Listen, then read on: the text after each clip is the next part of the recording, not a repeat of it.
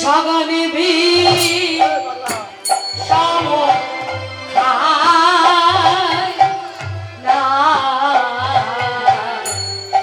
নাম করে মা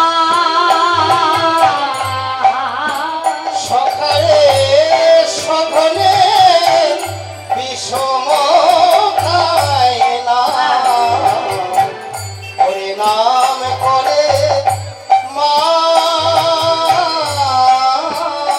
বুঝি মায়ের নাম করে রে মায়ের নাম করে রে মায়ের নাম করে রে মায়ের নাম করে রে হইলে বিষম খাবো কেনে মায়ের নাম করে রে বিষম খাবো কেনে মায়ের নাম করে রে হইলে বিষমে খাবো কেন আমার মাই যদি না বকিবে মায়ের মায়ে যদি না ডাকিবে আমার মায়ে যদি না ডাকিবে মায়ে যদি না ডাকিবে আমার মায়ে যদি না ডাকিবে আমার মায়ে যদি না ডাকিবে নামে করে রে সঘনে বিষম খায় না দেখ দেখ নাম করে মা শ্রীরাম বলছে এই কানাই মা তো জানে তুই কষ্টে এসছিস তাহলে মা কেন নাম করবে বলে বুঝতে পারছিস না দেখ দেখ আকাশে তাকিয়ে দেখ এখন সময় কি হয়েছে অন্যান্য দিনে এতক্ষণে আমরা ঘরে ফিরে যাই কিন্তু আজকে দেখ কতটা সময় অতিবাহিত হয়ে গেল আজও মাঠে আমার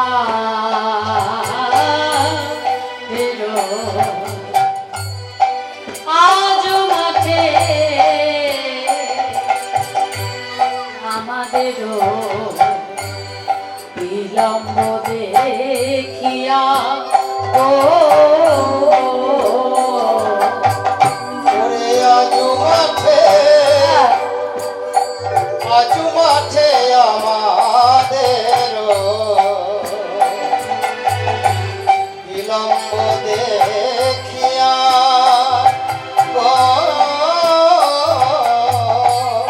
যেন বুঝি কাঁদে মায় পথ ওই পথ পানে চাইয়া ওরে হেন বুঝি কাঁদে মায় পথ ওরে পথ পানে চাইয়া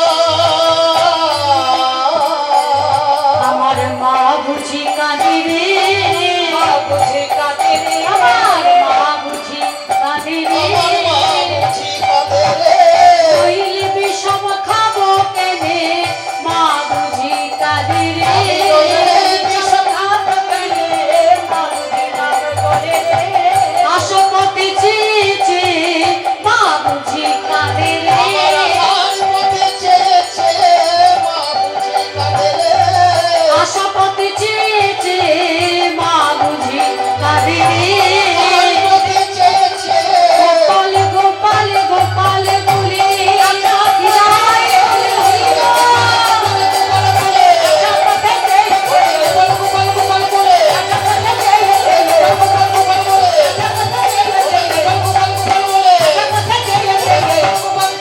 আমার মা বুঝি কাঁদে রে হেন বুঝি কাঁদে মা পথ ওরে পথ পানে চাইয়া গোপাল বলছে জানিস শ্রীরাম আমার মাই আমাকে যতটা ভালোবাসে এই জগতের কোনো মা তার সন্তানকে অত ভালোবাসে না। এমনকি তোর মাও তোকে অতটা ভালোবাসে না আমার মা আমাকে যতটা ভালোবাসে যেই না বলেছে মা শ্রীরাম হচ্ছে সক্ষরসের ভক্ত আর মা যশোমতী বাৎসল্য রস তা সক্ষরসের থেকে তো বাৎসল্য রসের থেকে তো সক্ষরস বড় নয় বাৎসল্য রস হলো বড় বাবা মায়ের ভালোবাসা তার সঙ্গে সঙ্গে জাগতিক জগতের কোনো ভালোবাসার তুলনা হয় না। কিন্তু যেহেতু সে শঙ্করসের ভক্ত, সে বেশি বড়, সেটা বলার জন্য কানাইকে বলছে যে কি বলছিস, তোর মা তোকে এত ভালোবাসে, আমাদের মাও তো আমাদের ভালোবাসে। কানাই বলছে হ্যাঁ, তোর মাও তোকে ভালোবাসে, সব মা তার সন্তানকে ভালোবাসে, কিন্তু আমার মা আমায় যতটা ভালোবাসে এ জগতের কোনো মা তার সন্তানকে অত ভালোবাসে না।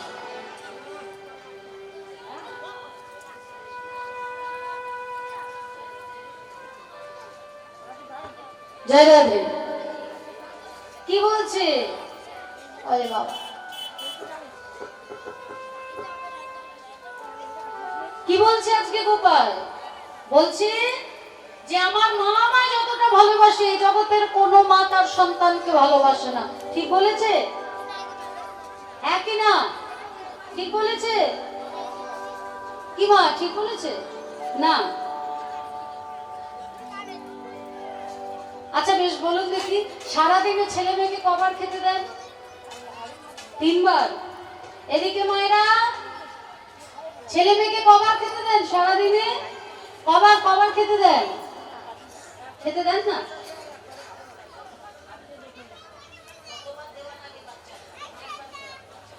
হ্যাঁ, সেটা কতবার? 3-4 বার। আপনি কি বলছেন মা, কতবার দেন?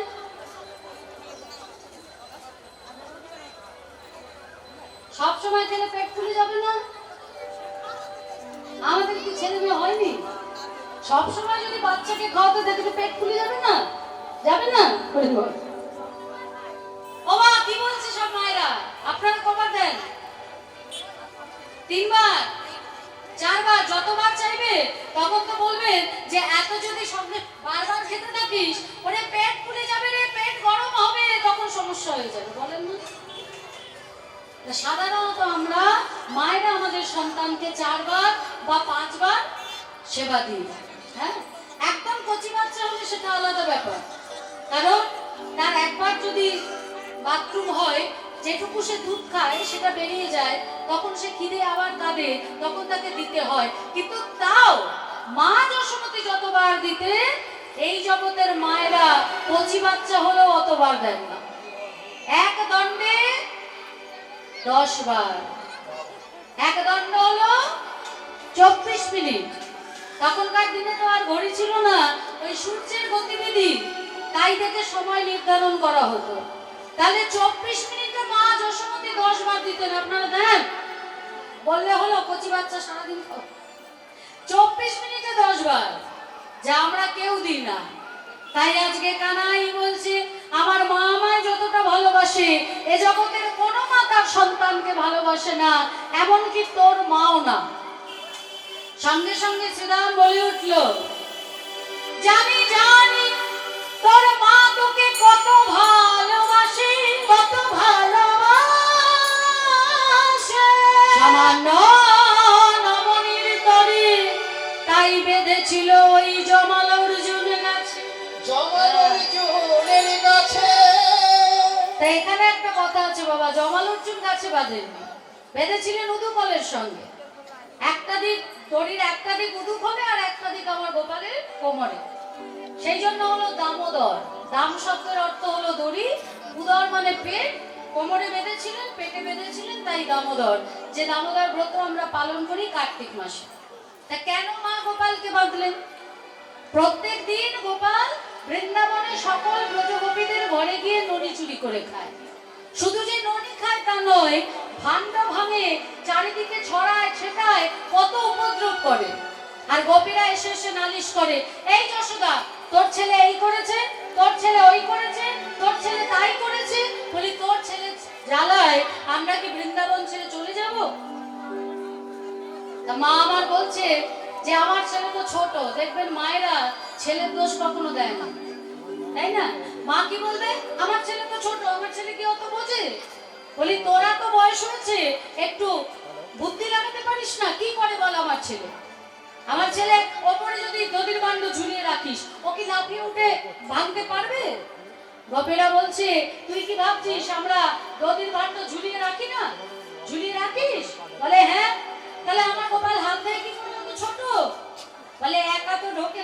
দল নিয়ে ঢোকে, একজনের উপর একজন, একজনের উপর একজন, একজনের উপর একজন, আর সবার উপরে তোর গোপাল।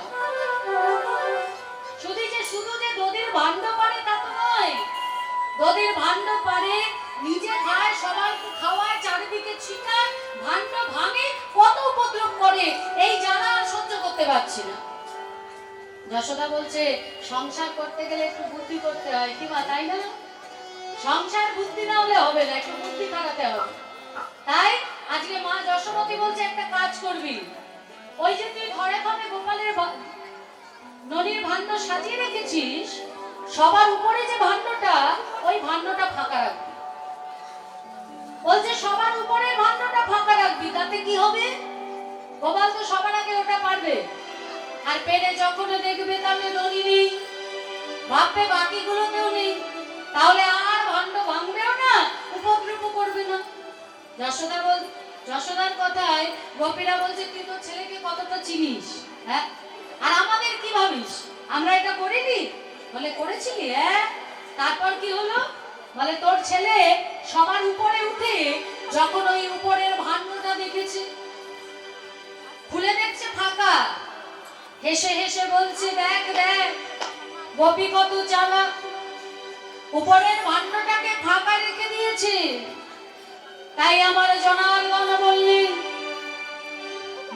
যে ভাণ্ডে কৃষ্ণ সেবার দ্রব্য নয়, সেই ভাণ্ড সবার উপরে থাকবে কেন? থাকবে কেন? উপরের ভাণ্ড ফাঁকা, তাই বলছে যে ভাণ্ডে কৃষ্ণ সেবার দ্রব্য নয়, সেই ভাণ্ড সবার উপরে থাকবে কেন? কি করলো জানিস তোর গোপাল? বলি আছাড় মেরে ভেঙে দিল, আছাড় মেরে ভেঙে দিল, আছাড় মেরে ভেঙে দিল, আছাড় মেরে ভেঙে দিল। কৃষ্ণ সেবার দ্রব্য নাই বলে আছাড় মেরে ভেঙে দিল, এবার দ্রব্য নাই বলে আছাড় মেরে ভেঙে দিল। সেবার দ্রব্য নাই বলে আছাড় মেরে ভেঙে দিল। সবার দ্রব্য নাই বলে দর্পহারি মধুসূদন,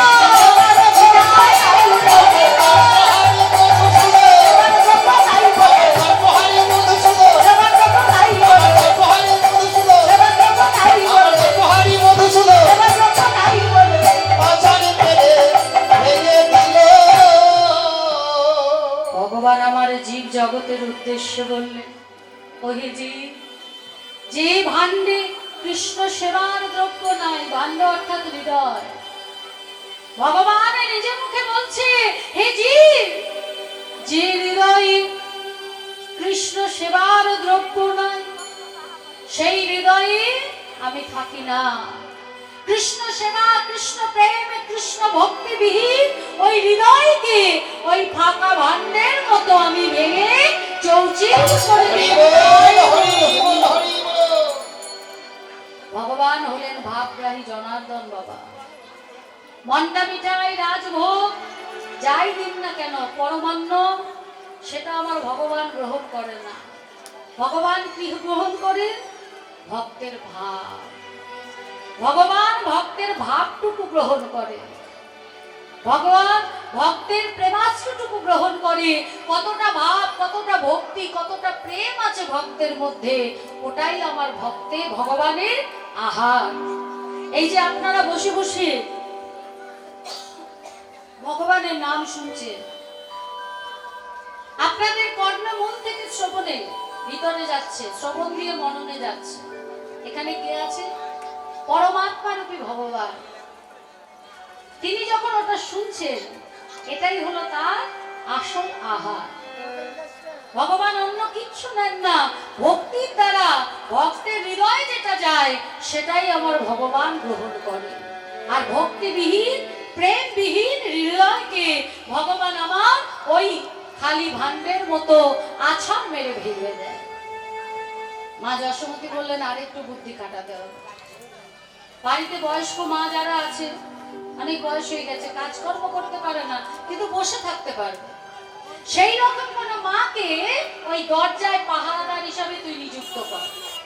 ঢুকতে গিয়ে যখন দেখবে যে পাহারাদার আছে তাহলে আর ভয় ভেতরে ঢুকবে না। বলছে সেটাও আমরা করেছি। যশোমতি বলছে সেটাও করেছিস? বলে হ্যাঁ। তারপর কি হলো? তারপর ওই সবাইকে নিয়ে পিছনের দরজা দিয়ে ঢুকলো, নদীর ভাণ্ড পারলো, ওখানে ভেঙে সবাইকে দিয়ে আর হাতে করে ওই নিয়ে এসে বুড়ির মুখে চোখে লাগিয়ে বলছে কি জানিস, দেখে যাও দেখে যাও দেখে যাও দেখে যাও দেখে যাও দেখে যাও দেখে যাও দেখে চুরি গনি চুরি করে খায়, দেখে যাও দেখে যাও চুরি চুরি করে খায় এসে তোমরা দেখে যাও না চুরি করে খায় চুরি করে খায় চুরি করে খায় চুরি করে খায় চুরি করে খায় চুরি করে খায় দেখে যাও দেখে যাও এটাই গৌর হরি বল।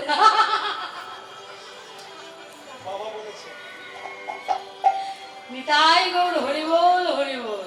তারই মুখে চোখে মাখিয়ে বললেন এসে দেখে যাও কে ননি চুরি করে। তা মা, এই যে গোপীরা এত কথা মা যশোমতীকে বলছে, কেন বলছে? কারণ যে সুখটা গোপীরা পায় সেটা মা যশোমতী পায় না। মায়ের ঘরে গোপাল ননি চুরি করে না, তাই এই সুখটা মা পায় না।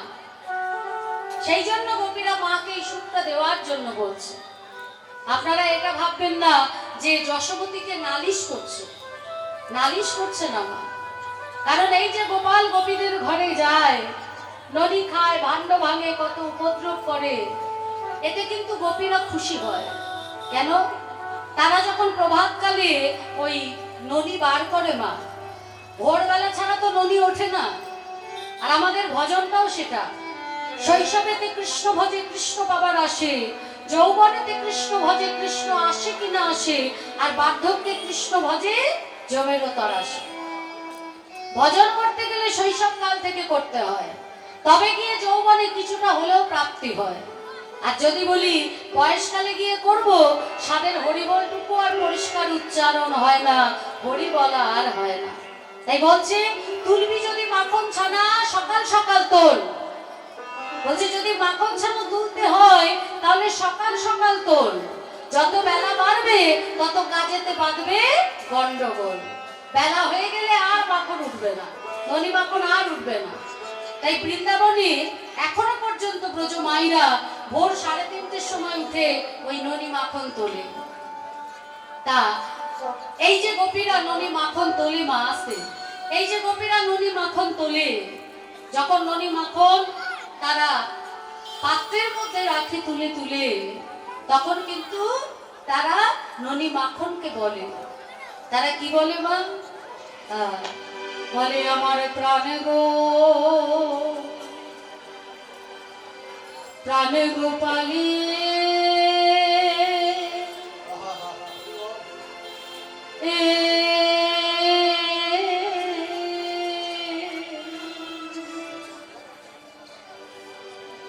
প্রাণ গোপালীর সেবা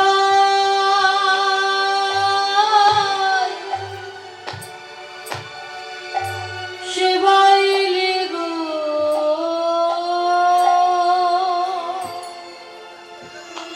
ও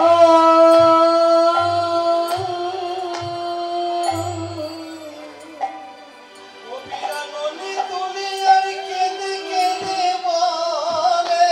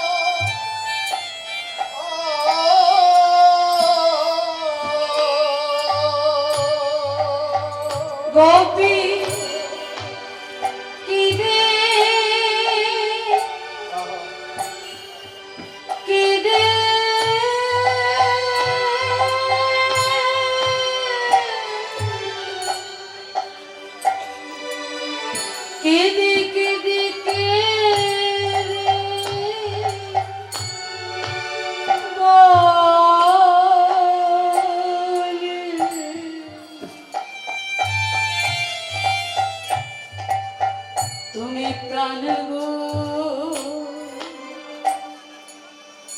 পালে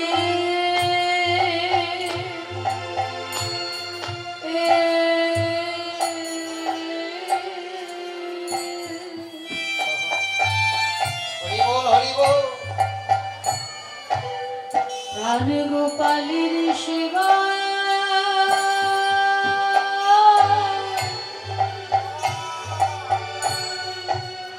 সেবাইলে গো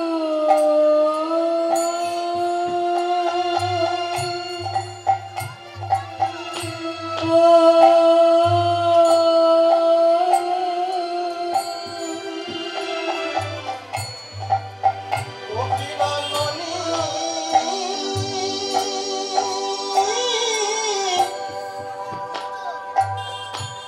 মণি তুলিয়া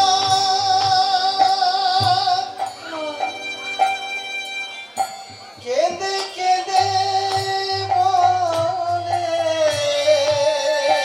বড় যত করে সাজাইছে গোপীনামণি তুলিয়া কেঁদে কেঁদে বলে বলি আমরা সেবা কি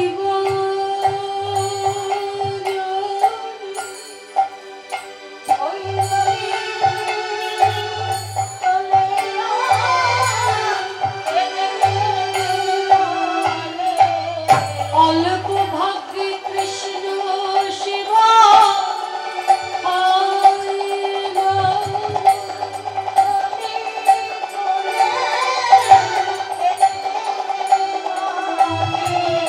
অল্প ভাগ্যে কৃষ্ণ সেবা হয় না।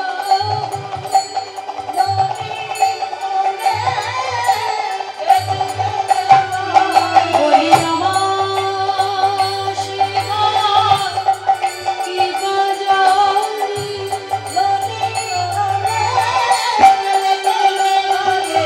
আমরা সেবা কি বাজারি তাই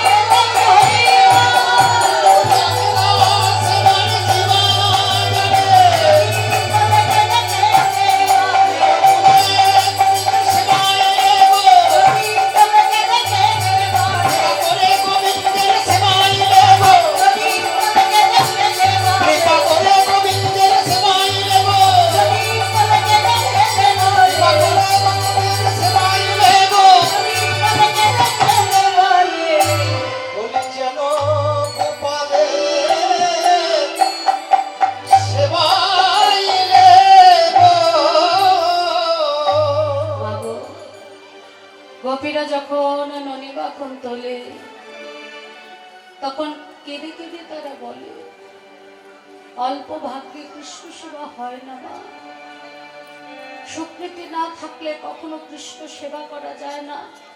বলুন না আমরা কি সেবা জানি? ভগবানের চরণে কি দিয়ে আমরা সেবা করতে পারি? আমরা তো কিছুই জানি না। আর গোপী যারা সারাক্ষণ কৃষ্ণ দর্শন করছে, কৃষ্ণের সঙ্গ করছে, তারা ননিমাখন তুলছে আর মনে মনে ভাবছে সাধনার দ্বারা তুলছি যেন আমরা গোবিন্দ সেবায় দিতে পারি।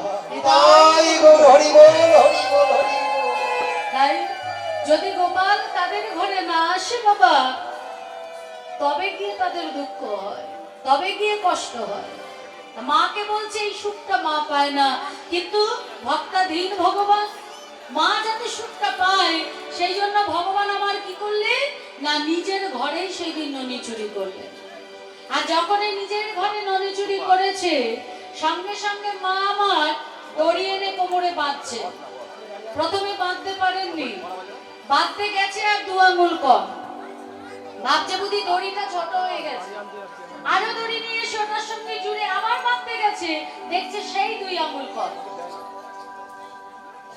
নন্দালয়ে যত দড়ি ছিল সব একত্রিত করে যখন বাঁধছে তখনও দেখছে 2 আঙ্গুল কম। এই দু আঙুলের মীমাংসা করলেন গোপাল চম্পু গ্রন্থে শ্রীজীব গোস্বামী পাদ। কি বললেন? প্রথম অঙ্গুলি, মা যে গোপালকে যে মা বাঁচছে, মায়ের ভিতরে কোনো আকুলতা নেই। আর দ্বিতীয় আঙুলের মীমাংসা করলেন মায়ের নয়নে জল নেই। যেহেতু ভক্তের অন্তরে আকুলতা নেই, যেহেতু ভক্তের নয়নে জল নেই, তাই ভগবান আমার ভক্তের কাছে বাধা দিচ্ছে না, বাধা পড়ছে না। কিন্তু মা আমার কেঁদে ফেলেছে, মায়ের ওই স্থূল দেহ ঘেমে গেছে, মা আর পাচ্ছে না। তখন মা কেঁদে ফেলে বলছে, তুই কি গোপাল, তুই কি? এত চেষ্টা করেও আমি তোকে বাঁধতে পারছি না। যখনই মা কেঁদেছে, মায়ের ভিতরে আকুলতা জেগেছে, সঙ্গে সঙ্গে গোপাল মায়ের কাছে বাধা পড়েছে। মা, ভগবানকে কখনো বাঁধতে লাগে না।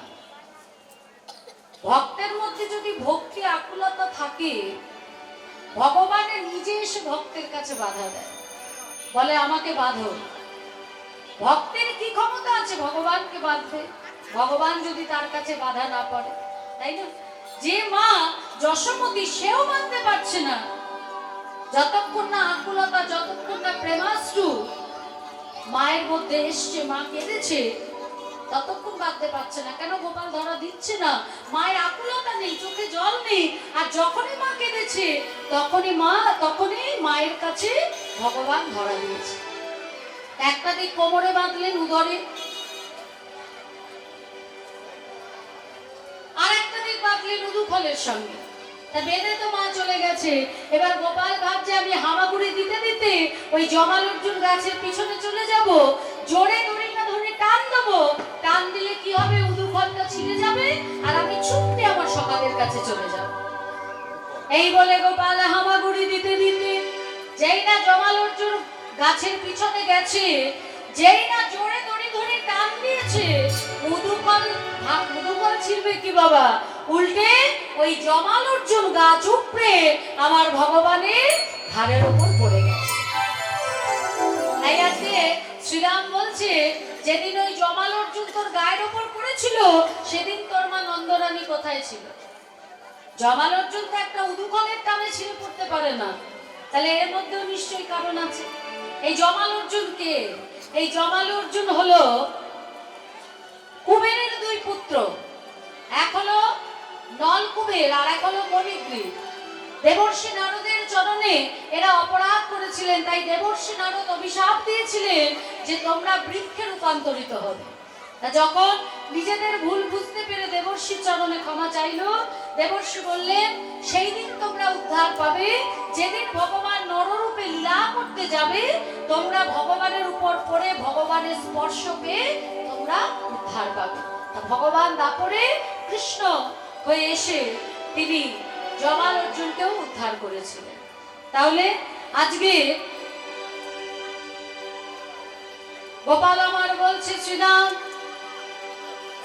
এ জগতে যে সন্তানরা মাতৃ নিন্দা করে, পিতৃ নিন্দা করে, এ জগতে যারা মায়ের নিন্দা করে, বাবার নিন্দা করে, বাবা মাকে কষ্ট দেয়, আমি তাদের সঙ্গ করি না। প্রথমবার তুই আমার মায়ের সম্পর্কে বলেছিস, তাই প্রথম অপরাধ ক্ষমা করে দিলাম। আর যদি কোনোদিন বলেছিস, তাহলে আমি তোর সঙ্গ ত্যাগ করব। কারণ আমার মায়ের মতো মা আর কারো নাই, মায়ের মতো মা আর কারো নাই, মায়ের মতো মা আর কারো আমার মায়ের মতো মা আর কারো নাই। এমন করে কেউ ভালোবাসে না মায়ের মতো মা আর কারো নাই। এমন করে কেউ ভালোবাসে না। গোপাল গোপাল গোপাল বলে ভালোবাসে না, গোপাল গোপাল গোপাল বলে, এমন করে কেউ ভালোবাসে না। গোপাল গোপাল গোপাল বলে, আমার মায়ের মতো মা আর কারো নাই। তাই দেখ, অনেকটা সময় অতিবাহিত হয়ে গেল, দেরি হচ্ছে বলে মা চিন্তা করছে। হ্যাঁ, বেরিয়ে অবসান হলো, চলে যাই ঘরে। এলি অবসান হলো কিভাবে, এলি অবসান হলো কিভাবে, বেরিয়ে অবসান হলো,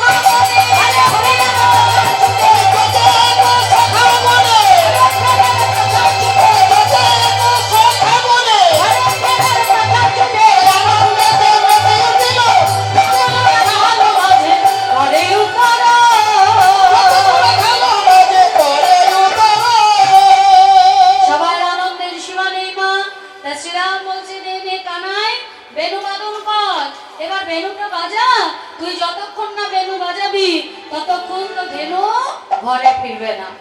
তাই প্রাণ গোবিন্দ আমার বেনু বাদন করলেন। চাঁদ মুখে দিয়া বেনু নাম লইয়া সব ধেনু চাঁদ মুখে, চাঁদ মুখে, চাঁদ মুখে, চাঁদ মুখে, চাঁদ মুখে, চাঁদ মুখে, চাঁদ মুখে, চাঁদ মুখে, চাঁদ মুখে, চাঁদ মুখে, চাঁদ মুখে, চাঁদ মুখে দিয়া বেনু নাম লইয়া সব ধেনু ডাকিতে মা বিনয় উচ্চই সব হরে মহান করিলে ডাকিতে বলে আই ভবনি কাঁদে মুখে বলে আই শ্যামলি কাঁদে মুখে বলে আই ভবনি বলে আই শ্যামলি কাঁদে মুখে বলে আই ভবনি চাঁদে উঠলে লাগিলে উচ্চই সব হরে বলি ডাকিতে লাগিলো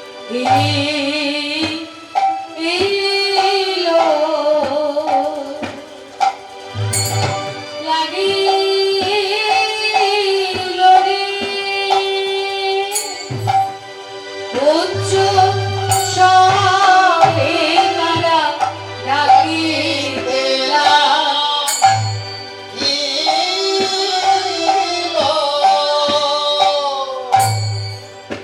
লাগিলো রে উচ্চ স্বরে ডাকিতে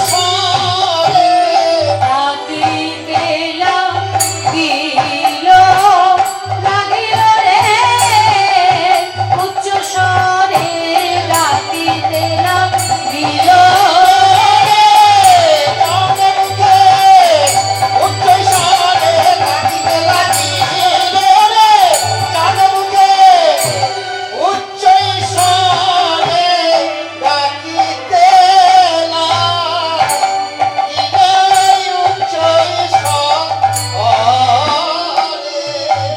যখনই প্রাণ গোবিন্দ আমার বেনু বাদন করেছে।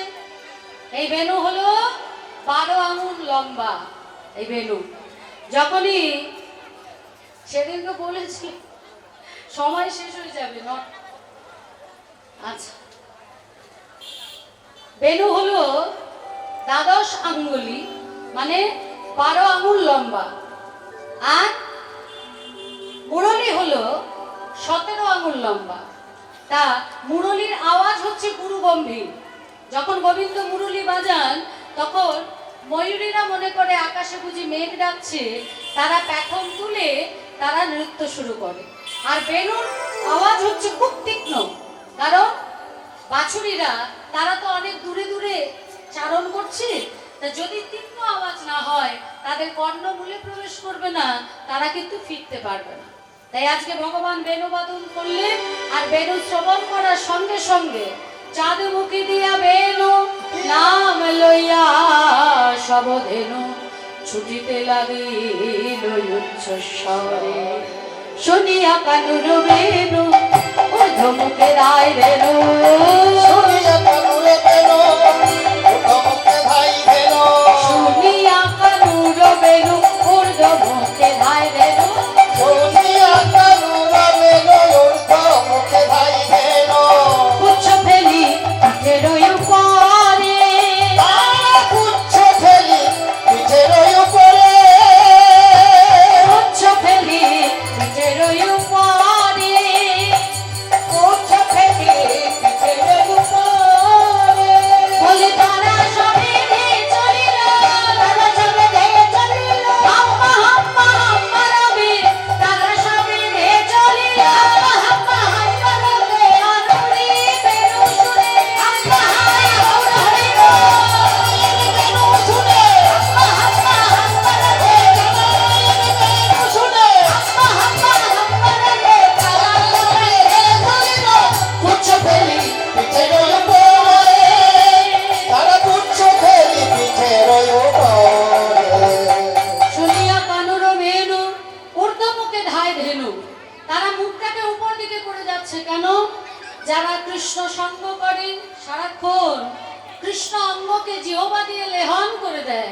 বদনে হা কৃষ্ণ বলতে চায় কিন্তু বলতে পারে না, কারণ হলো তাদের জড় জিহ্বা।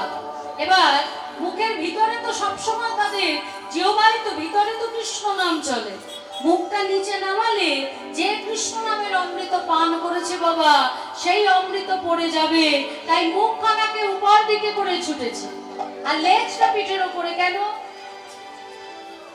আমাদের ভগবান দুটো করে হাত দিয়েছে, গায়ে যদি বাবা মাছি মশা বসে আমরা হাত দিয়ে তারাই বা মানি। গরুর তো হাত নেই, চারটে পা, আর এই হাতের বদলে দিয়েছে একটা লেজ। গরুর গায়ে যদি মাছি বসে, যদি মশা বসে, ওই লেজটিকে দিয়ে সে তারা। তাহলে চারটে পা আর হাতের বদলে যেহেতু লেজ, ভগবানের কাছে শরণ নিতে গেলে আত্মসমর্পণ করতে হয়। আমরা দুটি বাহু তুলে আত্মসমর্পণ করি। গরুর যেহেতু হাত নেই, লেজ আছে, তাই লেজটিকে পিঠের উপর তুলে গোবিন্দ তোমার হলাম আত্মসমর্পণ করে ছুটে চলেছে নিতাই গৌর হরি হরি হরি। তাই আজকে শুনিয়া কানুর বেনু ঊর্ধ্বমুখে ধাই ধেনু পুচ্ছ ফেলি পিঠের ওপর পুচ্ছ ফেলে তারা সকলে মিলে কানুর বেনু শ্রবণ করে ঘরে ফেরার সময় হয়েছে, তাই তারা ফিরছে।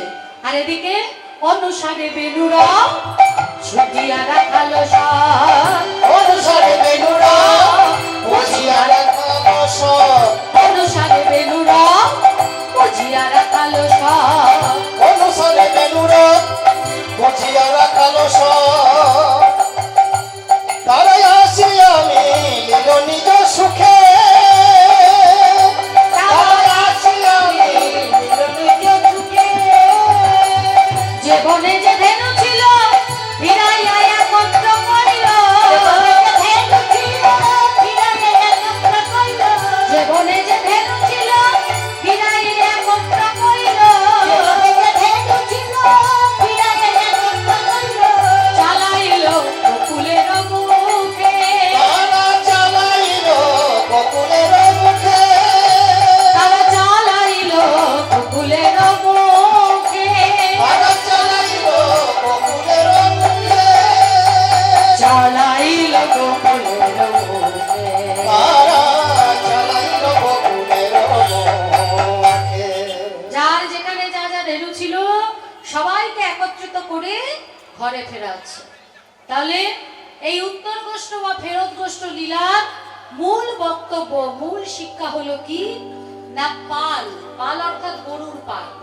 গো শব্দের অর্থ ইন্দ্রিয়, পাল শব্দের অর্থ একত্রিত। ভগবান বলছে আমি যেমন ধেনু চারণ করেছি, আমার ধেনুগুলো চারিদিকে ছড়িয়ে আছে, আমি বেনু বাদন করে তাদের একত্রিত করে তাদের ঘরে ফেরাবো। তেমনি হে জি, তোমাদের ভিতরেও ধেনু আছে, যে ধেনুগুলো হলো অতিশয় চঞ্চল, তারা বিষয় থেকে বিষয়ান্তরে ধাবিত হয়। একটা দুটো নয়, ছয় ছয়টা ধেনু। কাম ক্রোধ লোভ মোহ মদ মাশ্চর্য, এই ধেনুগুলো হলো অতিশয় চঞ্চল, বিষয় থেকে বিষয়ান্তরে ধাবিত হচ্ছে। এদেরকে একত্রিত করে ঘরে ফেরাতে হবে। আর সেই জন্য আমি যেমন রাখাল সেজেছি, তেমনি তোমাকেও সৎ গুরুরূপী রাখালের চরণ আশ্রয় করতে হবে, তবেই তুমি ধেনুগুলোকে একত্রিত করে আপন ঘরে ফিরতে পারবে। হরি বল, হরি বল, হরি বল। তাহলে মা, আমরা যদি সবকিছু ছড়িয়ে ছিটিয়ে রাখি, মানে আমাদের ধেনুগুলো যদি চারিদিকে ছড়িয়ে থাকে, তাহলে তো বাবা ঘরে ফেরা যাবে না। তাদেরকে তো এক জায়গায় করতে হবে, করে আমাদের ঘরে ফিরতে হবে।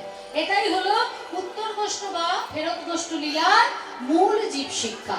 অর্থাৎ সকল ইন্দ্রিয়কে একত্রিত করতে হবে। একত্রিত করতে গেলে গুরুচরণ আশ্রয় করতে হবে, করে ইন্দ্রিয়গুলোকে সাধন ভজনের দ্বারা একত্রিত করে আপন ঘরে ফিরতে হবে, অর্থাৎ গুরুর চরণে ফিরতে হবে। কারণ আমরা সরাসরি বিষয়ের কাছে পৌঁছতে পারি না যদি না আমরা আশ্রয় নিই। আপনি গুরুচরণ আশ্রয় করেননি, ভগবানকে ডাকছেন, ভগবান চাইলেও আপনার কাছে আসতে পারবে না। কারণ যতক্ষণ না এই দেহটা গুরুচরণ আশ্রয় করছে, ততক্ষণ এটা নিকৃষ্ট দেহ, এটা কোনো জন্মই না। যারা দীক্ষা শিক্ষা নেয়নি তাদের জন্মটাই হয়নি। সেই দিন থেকে আমাদের জন্মদিন শুরু হবে। একটা খুব সুন্দর ছোট্ট দৃষ্টান্ত দেখুন। ঠাকুর রামকৃষ্ণদেবকে স্বামীজি বলছে, ঠাকুর যা যা মন্ত্র আছে সব মন্ত্র আমি জপ করি। কি সুন্দর জীব শিক্ষা দেখুন, যা যা মন্ত্র আছে আমি সব মন্ত্র জপ করি, তাহলে আমার দীক্ষা নেবার কি দরকার? সবই তো করছে, আমার দীক্ষা নেবার কি দরকার? ঠাকুর রামকৃষ্ণ পরমহংসদেব কি সুন্দরভাবে বোঝালেন দেখুন। বলছে নরেন, ওই যে নদীতে গঙ্গাতে একটা স্টিমার বাঁধা আছে, দক্ষিণেশ্বর থেকে বেলুড় মঠ যাবে। এপার থেকে ওপারে যেতে কতক্ষণ সময় লাগবে স্টিমারটা? তা স্বামীজি বলছে কতক্ষণ লাগবে? 20 মিনিট লাগবে। স্টিমার তো মোটরে যাবে, 20 মিনিট লাগবে। ঠিক বলেছিস।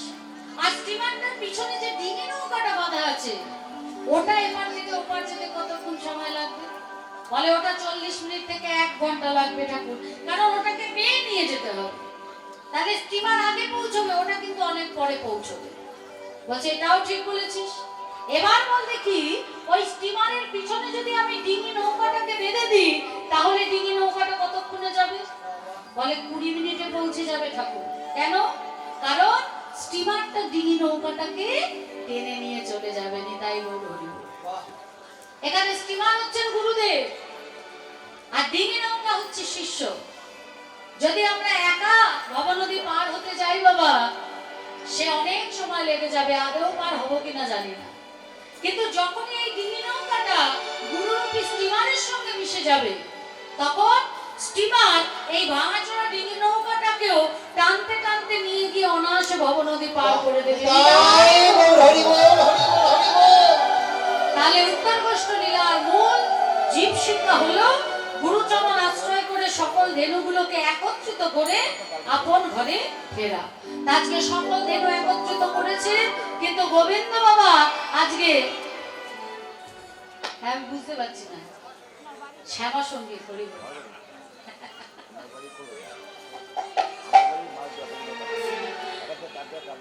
বেশ, আমি রাম ঠাকুর রামপ্রসাদের একটা খুব সুন্দর গান, আমার খুব প্রিয় গান, সবটাই তো জীব শিক্ষা বাবা। এই ঠাকুর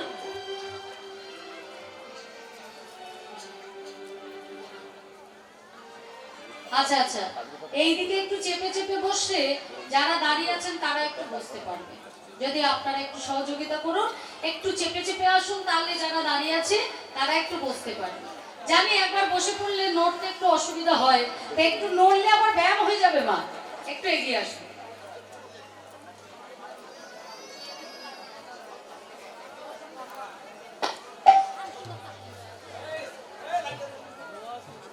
জয়গাদ্রি পঞ্চানন রায় কাঠালিয়া শ্রীমদ্ ভাগবত গীতা এবং 16 আনা গোবিন্দ সেবার জন্য দান করেছেন। আমি মায়েদের বলবো, মা একটু এগিয়ে গিয়ে এসো না মা, তোমরা তো আমার সোনা মা, ভালো মা, মিষ্টি মা, বলো একটু এগিয়ে গিয়ে এসো তো, তাহলে পিছনে যে মায়েরা দাঁড়িয়ে আছে না, কষ্ট হচ্ছে, ওনারা একটু বসতে পারবে। একটু এগিয়ে এসো মা। একবার বসে পড়লে কষ্ট হয় জানি, কিন্তু একটু ওনাদেরও একটু বসার সুযোগ করে দাও। একটু এগিয়ে এসো, কত জায়গা আছে, জায়গা আছে কজন? বেশ, তা ঠাকুর রামপ্রসাদের একটা গান, সেই রামপ্রসাদ যিনি ঘরে ঘরে মা কালীকে প্রতিষ্ঠা করেছিলেন। কালী ঠাকুর শ্মশানে থাকে, তাই গৃহেতে প্রতিষ্ঠিত হবে না, পূজা হবে না। ব্রাহ্মণ সমাজ যখন মুখে দাঁড়িয়েছিল, তখন এই ঠাকুর রামপ্রসাদ তাদেরকে বুঝিয়েছিলেন, মা কখনো সন্তানের অমঙ্গল করে না, কারণ মা এমন একজন যার তুলনা কারোর সাথে হয় না। মায়ের তুলনা মা নিজেই। মা সন্তানের মঙ্গল করে, শ্মশানই হোক তার ঘর, তাই মা কালীর পুজো হবে। আজকে এই রামপ্রসাদের জন্য ঘরে ঘরে কিন্তু মায়ের পুজো হচ্ছে। তার গান একটা,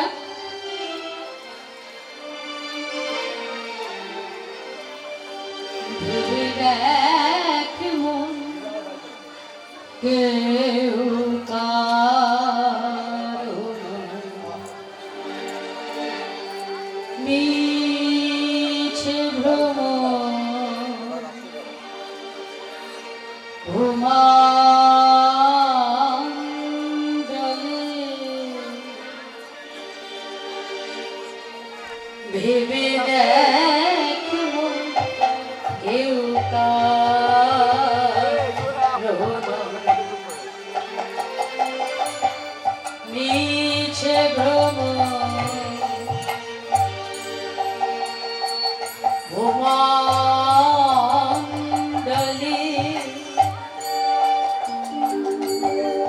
ভুলো না দো কিনা কালি বধ মায়া জানি ভুলো না দো কিনা কালি বধ মায়া জালে ভেবে দেখ মন কেউ মিছে ভ্রম ঘুমণ্ডলে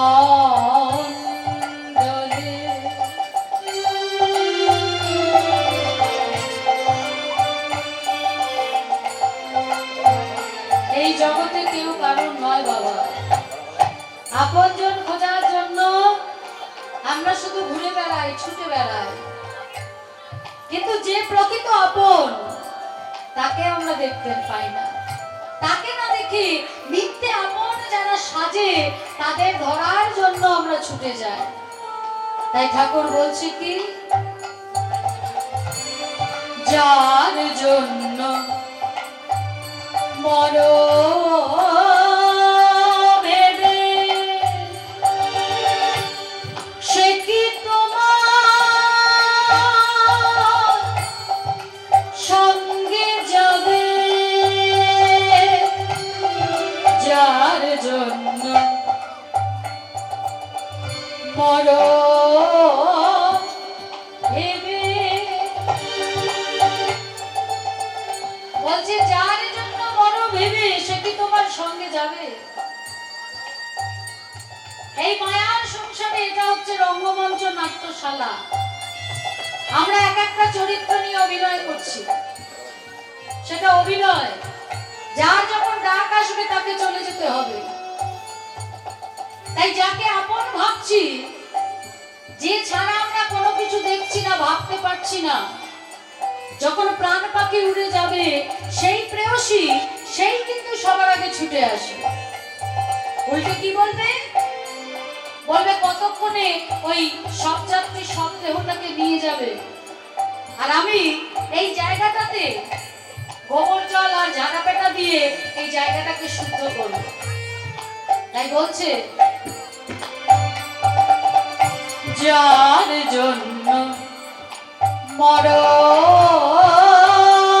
ভেবে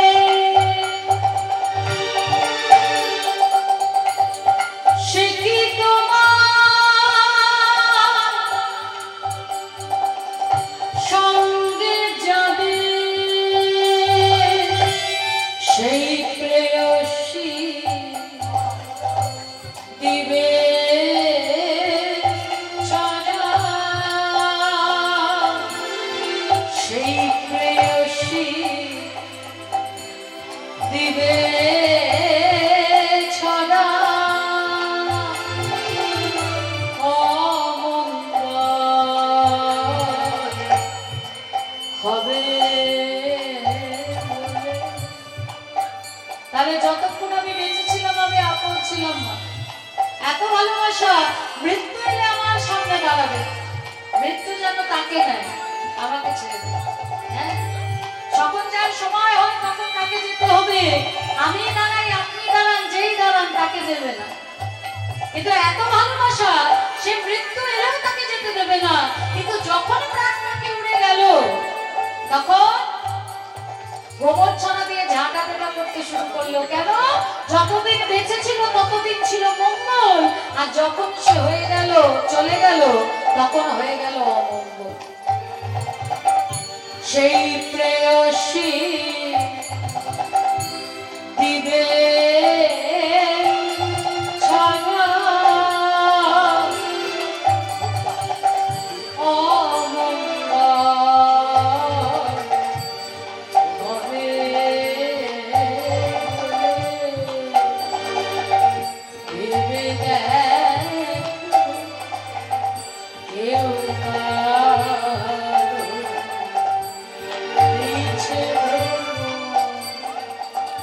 তোমার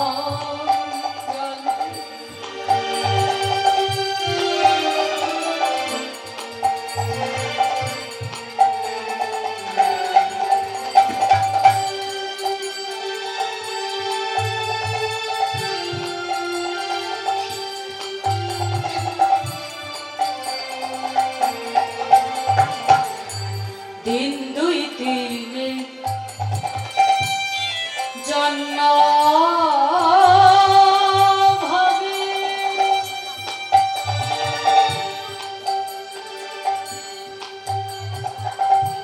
কর্তা বলে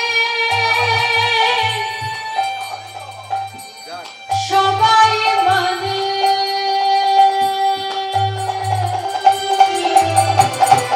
দিন দুই তিনে দিন দুই তিনে দিন দুই তিনে জন্য ভাবে কর্তা বলে সবাই বলে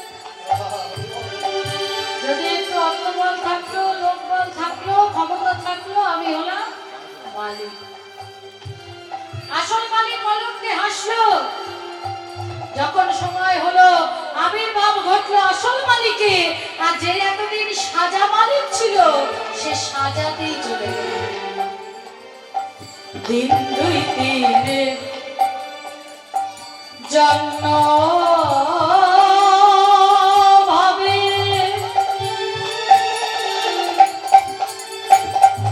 কর্তা বলে সবাই মানে সেই কর্তারে দেবে ফেলে সেই কর্তারে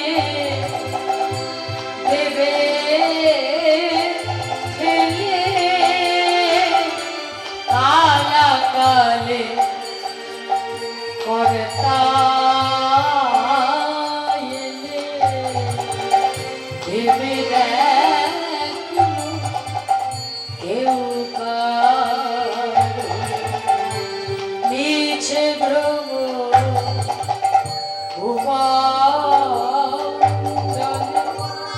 ভুলো না গো কিনা কালি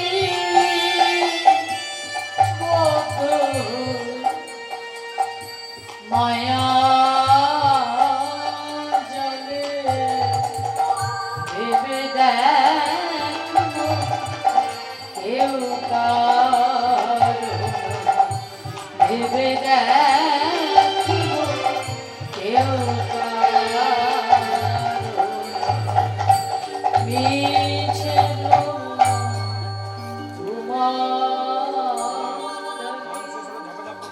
সত্য শুধু কৃষ্ণচরণ বাকি সবকিছু মিথ্যা